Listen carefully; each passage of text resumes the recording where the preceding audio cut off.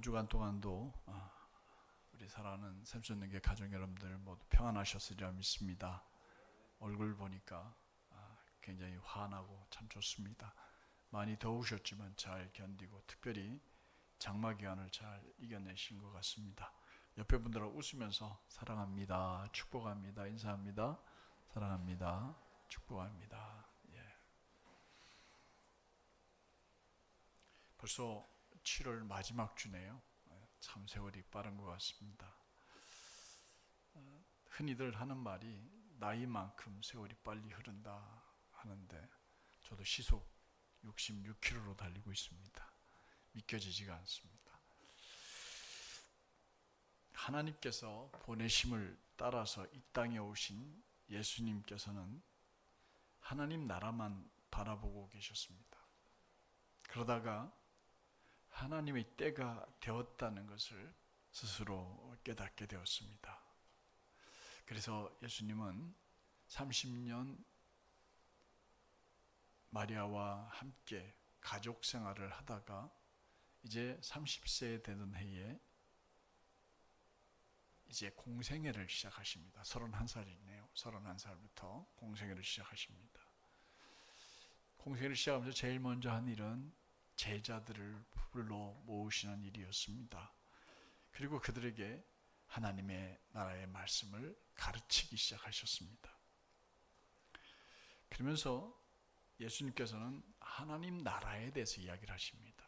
왜냐하면 제자들에게 지금 하나님 나라의 윤리를 가르치기 위해서 산상수훈에서 이제 너희는 이렇게 배웠지만 나는 너에게 이렇게 말한다 하면서 새로운 윤리를 가르쳐 주시는데 그 윤리가 바로 하나님 나라에서 지켜지는 법입니다.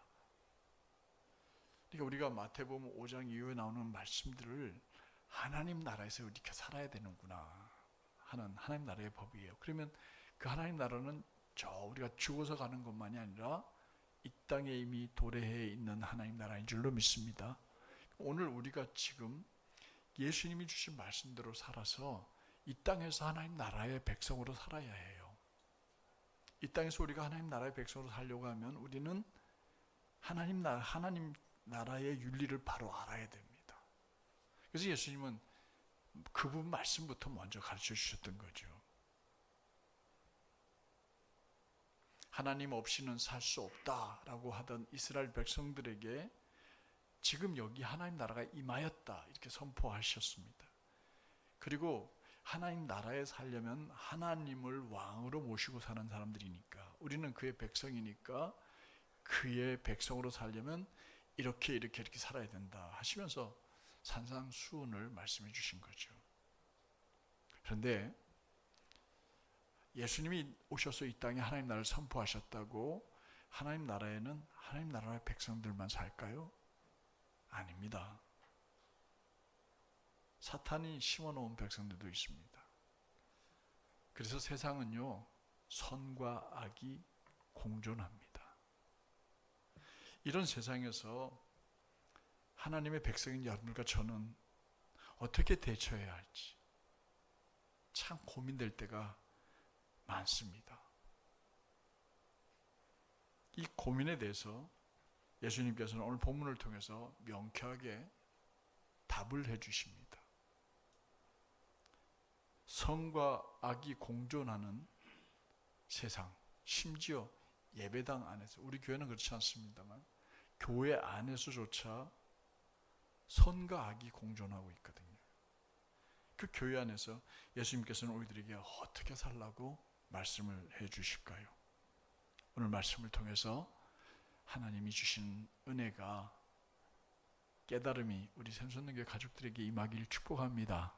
그리고 그 말씀을 마음에 잘 새겨두시고 말씀이 삶이 되기까지 듣기만 하지 마시고 꼭 살아내는 우리 성도들 되시기를 주님의 이름으로 당부드립니다.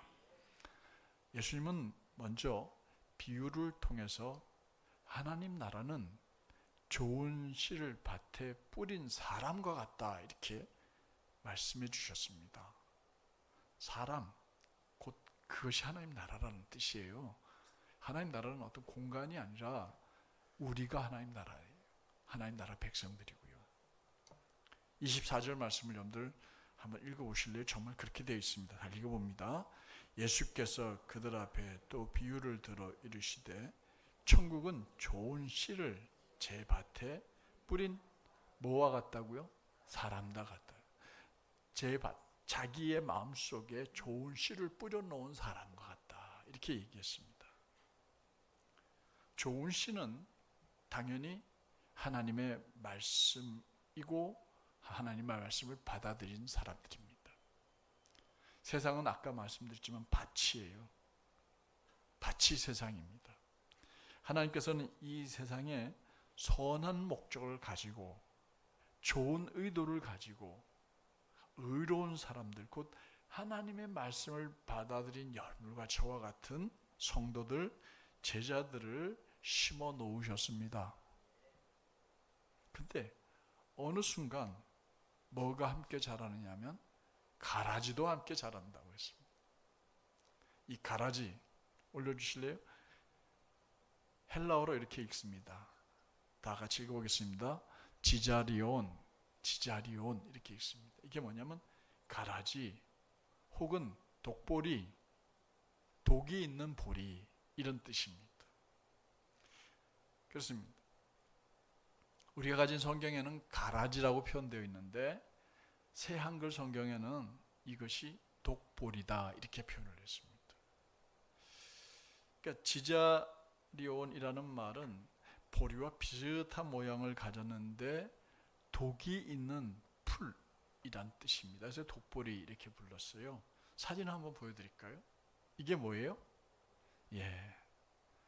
봄 되면 청보리가 바람에 쓸리고 참 보기 좋죠. 보리입니다. 근데 이건 뭘까요? 이게 독보리, 가라지입니다. 이게 보리와 함께 자라는 거예요. 여러분들 그게 그거 같죠? 별을 쌀나무라고 부르는 아이들은 그게 그거죠. 뭘로 알아볼 텐데 분명히 차이가 있습니다.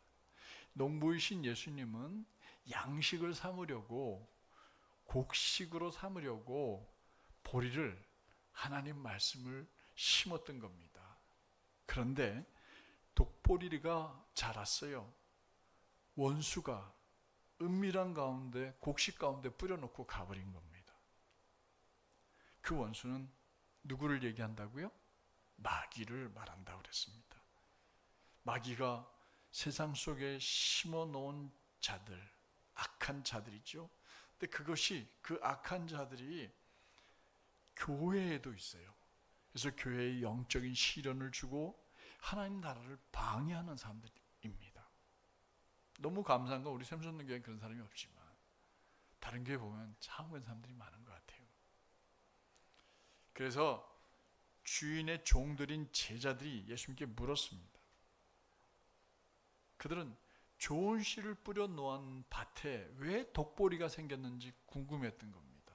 27절을 한번 읽어보도록 할까요? 다시 읽어보겠습니다.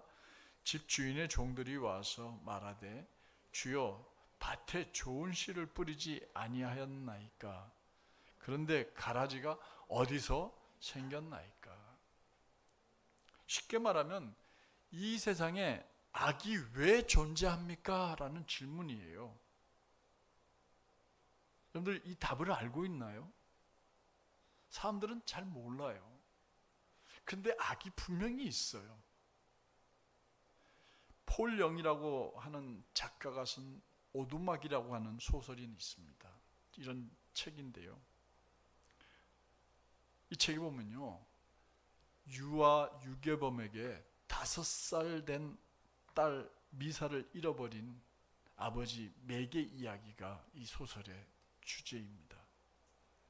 미시의 아버지 맥은 자기 딸이 유괴되어서 죽임을 당하자 그 슬픔과 함께 세상에 악인이 활보하는 것을 놔두고 5살짜리가 뭐가 잘못한 게 있다고 하나님께서 자기 딸 미사를 지켜주지 않는 것에 대하여 하나님께 분노합니다. 어떻게 이렇게 할 수 있냐고.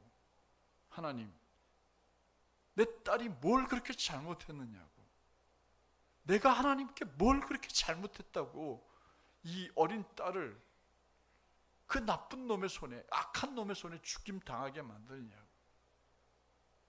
여러분들 같으면 이해가 될까요? 여러분들 똑같이 질문할 겁니다. 그러나 세월이 지나서 맥은 하나님 안에서 모든 것을 해결하게 됩니다. 맥의 이런 아픈 상처가 여러분들과 저에게도 있어요.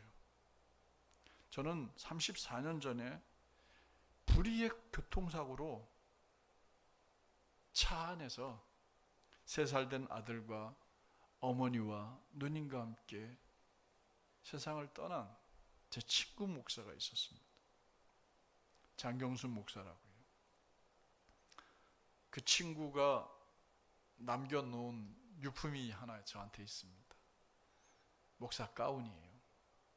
제 까만색 가운도 있지만 그 목사님 사모님이 장례를 다 치르고 친구가 가지고 있던 책임에 다 버렸는데 가운을 못 버리는 거예요. 그걸 저한테 들고 왔어요. 그리고 부탁을 합니다. 목사님, 제 남편이 못 이룬 꿈을 목사님이 좀 이루어 주십시오. 그리고 그걸 저한테 놓고 갔는데 제가 그걸 어떻게 버립니까? 그래서 목회할 때 지금도 까만 가운을 입을 때는 그 친구 가운과 제 가운을 교대로 이렇게 입곤 합니다. 그 친구가 교통사고를 당했어요. 이 코너길에서 논산에서 자기 큰어머님 칠순 생일잔치에 가서 밥을 먹고 돌아오다가 어머님과 누님과 함께 가서 코너길을 도는데 앞서서 트럭이 가는 거예요. 근데 빵빵거려도 빨리 안 가니까 이 친구가 추월을 하려고 잠깐 나갔는데, 그러면 브레이크를 잡아줄 거 아니겠어요? 빨리 가려고 하는데 앞에서 갑자기 코너길에서 큰 트럭이 튀어나오는 거예요. 그러니까 이 친구가 빨리 들어가려고 했는데 그 트럭 운전수도 이 친구 동시에 브레이크를 밟아버린 거예요. 그러다 보니까 이 친구가 들어가다가 뒷바퀴에 그만 걸린 거예요. 그러니까 큰 트럭에 바퀴가 걸리니까 옆으로 튕겨나가서 그 바람에 앞에서 오던 트럭에 그냥 프라이드 베타가 꾹 눌려버렸어요. 제가 그 차를 봤는데 꾹 눌렸어요. 그 안에서 어머님 누님은 바로 돌아가시고 3살 된 아들과 이 친구 목사가 급하게 실려가지고 논산병원으로 달려갔지만 가는 중에 아버지 아빠 아파 이 소리만 하고 아들은 병원에 도착하자마자 죽고, 친구는 그때 이 뇌에 연수가 터지고 심장에 갈비뼈가 처박혀가지고, 그리고 인공호흡을 하다가 크리스마스 바로 전날 세상을 떠났습니다. 저는 그 친구 장례식을 우리 친구들과 함께 치르면서 얼마나 많이 울었는지 모릅니다. 그리고 가는 길에 하나님께 참 많이 물었어요. 뭐가 그렇게 잘못했느냐. 그 친구보다 훨씬 나쁜 놈들이 얼마나 많은지 모르잖아요. 주님, 우리가 보기에도, 객관적으로 보기에도 참 말도 안 되는 목사들이 많은데 이제 막 목사를 시작하려고 하는 그 젊은 목사를, 그것도 무슨 죄가 있다고 어른 살, 그때 우리 신열이와 동갑이었거든요. 누가 오줌을 세게 쏘는지 둘이 세워놓고 시합도 하고 그랬던 친구인데 이해가 안 됐어요. 정말 이해가 되질 않았어요. 이런 독보리, 다시 말해서 악이 왜 우리하고 같이 존재해야 합니까? 라는 질문. 그 질문에 대해서 예수님이 뭐라고 대답하신지 아세요? 28절을 보겠습니다. 다 같이 읽어보겠습니다. 누가 그랬는지를 알려줘요. 주인이 이르되, 시작. 주인이 이르되 원수가 이렇게 하였구나. 독보리가 왜 생겼냐? 이 질문은 왜 이 세상에 악이 존재합니까? 라는 질문이거든요. 인간적인 질문이에요. 그저 예수님은 그 독보리가 마귀가 한 짓이다 이렇게 대답을 했습니다. 그저 제자들 중에 이 독보리를 어떻게 하고 싶어요? 여러분들 같으면 독보리 어떻게 하겠어요? 뽑아버리고 싶죠. 뽑아버리고 싶죠. 당연히 뽑아버리고 싶을 겁니다. 근데 예수님께 그렇게 물었어요. 제자들이 28절을 한번 읽어보겠습니다. 뭐라고 물었는지요? 종들이 말하되 그러면 우리가 가서 이것을 뽑기를 원하시나이까? 그냥 자기 마음대로 뽑지 않고 주인이신 예수님께 물었어요. 이걸 뽑기를 원하십니까? 잡초만 보면 여러분들 어때요? 뽑아버리고 싶으시죠? 저도 우리 집에 그 베란다에 화분이 좀 꽤 많이 있습니다. 집사람이 특별히 그 다육이를 좋아해서 이렇게 다육이를 심어놓는데 그 보면 풀들이 나와 있어요. 그럼 제가 그걸 뽑아버릴까 안 뽑아버릴까요? 뽑아버린다. 근데 그걸 잘못 뽑다가 이 가지가 연한데 가지를 뚝 부러뜨릴 때가 있어요. 아, 그걸 괜히 뽑았네. 후회될 때도 있습니다. 주인은 뭐라고 얘기하냐면 가만둬라. 독보리를 뽑다가 곡식까지 뽑힐까 염려된다. 그리고 독보리가 완전히 다 자랐을 때는 이미 뿌리가 뒤엉켜 있고 독보리가 막 자랄 때는 볼인지 독보리인지 구분이 잘 안 되어지죠. 이해가 되시죠? 이게 열매가 맺어져서 씨앗이 나와야 야, 이 독보리구나. 그제서야 아는 거지. 사실 같이 자랄 때는 잘못 뽑으면 보리를 뽑을 수도 있거든요. 그래서 뭐라고 말씀하시면 둘 다 추수 때까지 함께 자라게 두라 이렇게 말씀하십니다. 29절을 한번 읽어보도록 할까요? 다시 읽어봅니다. 주인이 이르되 가만두라. 가라지를 뽑다가 곡식까지 뽑을까 염려하노라. 둘 다 추수 때까지 자라 함께 자라게 두라. 추수 때에 내가 추수꾼들에게 말하기를 가라지는 먼저 거두어 불사르게 단으로 묶고 곡식은 모아 내 곡간에 넣으라 하리라. 곡식과 독보리의 공존을 허락하시는 겁니다. 내버려 두라는 겁니다. 다른 말로 하면 오늘 우리가 살고 있는 이 땅에 악과 선이 공존하도록 그냥 두라 이렇게 선언하신 겁니다. 우리 같으면 어떻게 하세요? 하나님, 저 악한 놈들을 싹 다 빼버리시고 이 땅에 선한 삶만 살면 얼마나 좋겠습니까? 여러분들 그러면 참 좋겠죠, 그죠? 그러면 한편 섬찟한 게 나도 뽑힐 거 아닐까 싶어요. 그런 생각 안 들겠어요? 나는 완전한 선한 사람입니까?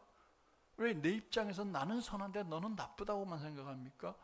그렇게 뽑으라고 누군가 기도하면 나는 그 중에 뽑히는 사람에도 해당된다는 거예요. 그럼 그 기도가 이루어지면 될까요? 안 될까요? 안 되죠. 그냥 내버려 두는 겁니다. 이 독보리, 뽑아야 될 악의 존재는 오늘을 사는 우리에게 무슨 의미가 있을까요? 이 독보리는요, 교회 안에서 생겨나는 영적인 시련을 의미합니다. 예수 그리스도를 믿는 초기 교회 안에 예수를 받아들이지 않은 사람들도 함께 존재해 있었어요. 왜냐하면 그때는 유대인 공동체와 함께 갈등을 겪었거든요. 예수를 믿지 않는 박해자들이었습니다. 외부적인 적이 있었습니다. 그래서 그들은 정말 예수를 믿는 그리스도인들을 많이 박해했습니다. 하지만 그 가라지는 바깥에만 있는 게 아니었어요. 교회 내부에서도 그리스도의 공동체가 공동체와 함께 어울려서 있었던 겁니다. 그래서 하나님 나라를 확장해가는 과정 속에서 교회 안에 뭘 일으킵니까? 분열을 일으키고 내분을 일으키고 다툼을 일으키고 그래서 교회가 깨지게 만들고 쪼개지게 만들고 아파지게 만드는 거예요. 영적 시련이 있는 거예요. 이것은 내부의 적입니다. 어떤 경우에 외부의 적이든 내부의 적이든 이들이 없으면 참 좋겠습니다만, 그래서 이들을 뽑아내고 싶어 합니다만 예수님은 아니다라고 말씀하십니다. 추수 때까지 함께 지내도록 내버려 둬라 말씀하십니다. 여러분들 여기서 왜 우리에게 이렇게 말씀하신 보신 적이 있습니까? 여러분들 이 말씀을 생각하고 우리는 이 말씀을 이해를 바로 해야 돼요. 왜 악인에 대하여 그냥 두라고 말씀하실까요? 우리가 악인을 판단할 수 없기 때문에. 우리가 악한 사람을, 누구를 악한 사람을 판단할 수 있겠습니까? 우리의 판단을 하나님은 허용하지 않으시는 겁니다. 왜 그럴까요? 우리 인간은요, 선과 악을 결정하는 기준이 명확하지가 않습니다. 내가 좋으면 선이고 내가 나쁘면 악이다. 틀린 거예요. 무슨 얘기인지 아시죠? 우리가 때로는 우리의 기분과 감정에 따라 선과 악을 구분해 버려요. 우리는 불완전한 도덕성을 가지고 있습니다. 윤리적으로 우리는 완전한 기준을 가지고 있는 게 아니에요. 여러분들이 다른 사람을 판단해서 옳지 않다고 말하지만 그게 잘못될 수 있다는 거예요. 얼마든지 잘못될 수 있다는 겁니다. 그 판단은 출수 때에 하나님이 하신다는 거예요. 독보리를 우리가 저건 독보리네 결정할 수가 없다는 거예요. 지켜봐도 우리가 뭐가 뭔지 잘 모를 때가 있다는 겁니다. 그래서 모든 판단은 언제 하느냐? 출수 때에. 누가 하느냐? 우리가 하는 게 아니고 하나님이 하시고 주님이 하시는 일입니다. 그리고 더 구체적으로 독보리를 뽑지 않은 이유는 멀쩡한 고식들인 우리 성도들이 다칠까 뽑힐까 염려하기 때문이에요. 우리 이 점에 대해서 깊이 많이 생각을 해봐야 합니다. 이 독보리의 비유는 우리가 알고 있는 일반 농사법을 비유한 것이 아니라 하나님 나라에서 선과 악을 다루기 위한 비유였습니다. 우리는 이 식물의 독성을 통해서 하나님의 악을 다루는 방법을 이해를 해야 돼요. 때로는 식물의 독성은 치료제로 쓰이기도 하지만, 그리고 다른 것과 혼합해서 특별한 효력을 발휘하기도 합니다. 그래서 이 세상의 악도 하나님의 선하심을 위해서 사용될 수 있다는 거예요. 무슨 뜻인지 아시겠습니까? 우리에게 쓰는 약재들이 다 뭐예요? 사실은 어느 면에서는 독성이 있는 걸 약재로 쓰는 거거든요. 그걸 통해서 뭐 하는 거예요? 우리를 치료하시는 하나님이세요. 그러니까 하나님께서 세상의 악도 하나님이 하나님의 선함을 위해서 사용하신다는 말입니다. 왜냐하면 세상의 어떤 악도 하나님의 능력보다는 강하지 못하기 때문에 하나님의 통제 아래 다 있는 거예요. 그러면서 한편으로는 독보리와 같은 죄인들도 회개하고 하나님 나라의 백성으로 돌아오기를 바라시는 하나님의 기다림이 언제까지? 출수 때까지 연장되어지는 거지요. 고대 지중해에 세계 패권을 두고 로마하고 카르타고라는 나라가 전쟁을 벌입니다. 그 전쟁이 유명한 포니의 전쟁이라고 해요. 이 카르타고는요, 막강한 제국인 로마 제국의 독보리였어요. 얼마나 눈에 가시처럼 행동하는지 몰라요. 이 로마 제국이요, 이 독보리 카르타고를 제거하기 위해서 몇 년을 싸우냐면 120년 동안 싸웁니다. 근데 안 뽑혀요. 마치 여러분들 잔디밭에서 뭘 뽑아내야 돼요? 클로바 뽑아내죠. 근데 저도 클로바 뽑는 거를 저기 청주 지나가지고 그 좋은 기도동산이라는 곳에 가서 뽑아봤어요. 이제 거기는 밥을 먹는 시간 전에 꼭 거기 머무는 사람들이 가서 노동을 좀 하라고 시간을 합니다. 30분이고 1시간 노동을 하래요. 그래서 제가 가가지고 뭘 하냐면 이제 그 잔디밭에 가서 이제 그 크로바를 뽑습니다. 근데 이놈이 뿌리가 쉽게 뽑히지가 않아요. 뽑았는데, 분명히 뽑아냈는데 얼마 며칠 안 지나면 비 오고 그러면 또 뭐야 자라요? 크로바가 쭉 자랍니다. 잘 안 뽑혀요. 제거되지가 않아요. 120년 동안 로마는 이 카르타고라고 하는 이 독보리를 뽑아내려고 애를 썼습니다. 그러다가 이제 세 번째 전쟁을 또 벌이게 되는데, 당시 로마의 최고 제사장이었던 스키피오 나시카라는 사람이요, 이 전쟁을 반대합니다. 이 스키피오라는 제사장은요, 그 당시 로마 제국의 경쟁국이었던 카르타고를 파괴하는데 동의하지 않았어요. 경쟁국에 대한 이 두려움은 시민들에게 적절한 보호 수단이 될 수 있을 것이라고 생각을 했어요. 그래서 긴장하게 만들고 그 카르타고를 대비해서 뭘 하는 거예요? 훈련도 받고 국방력도 세우고 이렇게 되는데 그걸 완전히 뽑아버리면 준비를 안 한다는 거예요. 사람이 해이해진다는 거예요. 근데 이 스키표 제사장의 경고를 무시하고 120년 만에 완전히 정복을 해버립니다. 그 결과 황제 중에 아우구스티누스라는 황제가 하나님의 도성이라는 책을 쓰게 되는데 그 책에서 뭐라냐면은 카르타고의 위협이 사라지자 즉각적으로 번영에서부터 생겨나는 재앙이 잇따랐다. 우선 야망적인 유혈 봉기에 의해서 로마 안정이 파쇄되었고 분쇄되었다. 이게 무슨 얘기냐면 그 경쟁국 독보석 같던 카르타고를 제거하고 나니까 도덕적인 회의감에 빠지게 되는 거예요. 그래서 여러분들 로마가 그 뒤로 얼마나 번영을 누렸는지 아세요? 그러면서도 윤리적으로 얼마나 타락했는지 아세요? 그래서 로마인들이요 결혼을 할 상대자로요 누굴 찾냐면 그리스도인 여자를 찾았어요. 처녀들을요. 왜냐하면 그들은 순결을 지켰거든요.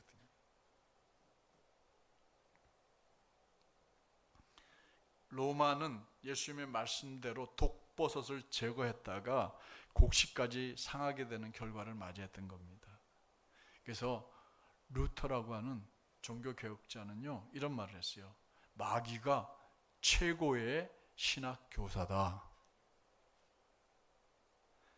독보리 같은 영적인 시련은요 성도들의 마음을 성숙하게 하고 단련시킬 뿐만 아니라 말씀을 배우는 겸손한 학생이 되게 한다니까요. 아무 일이 없다 늘어지게 됩니다. 딴 생각을 하게 됩니다. 그래서 하나님의 능력 안에서 살아가는 우리는 독보리 때문에 알곡으로 더 큰 성장과 더 많은 열매를 맺게 된다는 겁니다. 내부적으로 있는 적과 외부적인 적 때문에 어떤 영적 시련을 받는다 해도 하나님 나라를 이 땅에 실현하는데 더 큰 강한 힘을 얻게 된다는 것이요. 왜냐하면 우리에게는 순간 목표가 있습니다. 우린 또 위대한 목표를 가지고 있어요. 하나님 나라를 위해서 일할 과업이 우리에게 있는 거예요. 그것이 바로 이 땅에 우리 교회에 우리 가정에 우리의 일터에 하나님 나라를 실현해야 됩니다. 하나님 나라에는요 이 땅에 줄 수 없는 의와 평강과 희락이 있습니다. 우리에게 이 과업이 없다면 우리는 시든 나무처럼 쇠락하고 말 겁니다. 이 땅에서 아무리 번창해도 삶의 의미를 찾기가 어려울 겁니다. 그래서 우리는 우리 앞에 있는 독보리와 같은 영적인 시련이 있다 할지라도 의와 평강과 희락을 이루어가도록 싸워가면서 살아나가야 합니다. 우리는 독보리보다 훨씬 더 가치 있는 존재들입니다. 하나님이 우리를 영적인 알곡으로 준비하셨다면 우리를 지켜주실 겁니다. 보호해 주실 겁니다. 우리가 하나님 나라가 이 땅에 오도록 이 세상을 정복해 나가야 하겠습니다. 주님이 심판으로 오실 때 하나님의 의와 평강과 희락이 지배하는 세상을 만들어 가야 합니다. 하지만 이 모든 일은 우리가 감당할 수 없어요. 성령의 임재를 구해야 됩니다. 그리고 하나님이 임금이 되셔서 이 땅이 하나님의 다스림 속에 있게 되기를 기도하면서 오늘 우리가 알곡으로 성실하게 진실하게 바르게 살아가는 우리 샘솟는 교회 가족들 되어야 할 줄로 믿습니다. 기다려주시고 우리를 바른 알곡으로 키워주시는 주님 말씀 앞에서 알곡을 뽑아내버려 주십시오. 그게 아니라 하나님 독보리를 뽑아내버려 주십시오. 기도하는 게 아니라 하나님 저들을 불쌍히 여겨주십시오. 내 자신이 저들과 같이 되지 않도록 해주십시오 하면서 하나님 앞에 우리 스스로가 그들 정죄하지 말고 함께 기도하면서 그들이 주님께로 돌아오는 날들을 위해 기다리며 주님의 마지막 날을 기다리는 샘솟는 교회 가족들 되시기를 주의 이름으로 축원합니다. 축원합니다.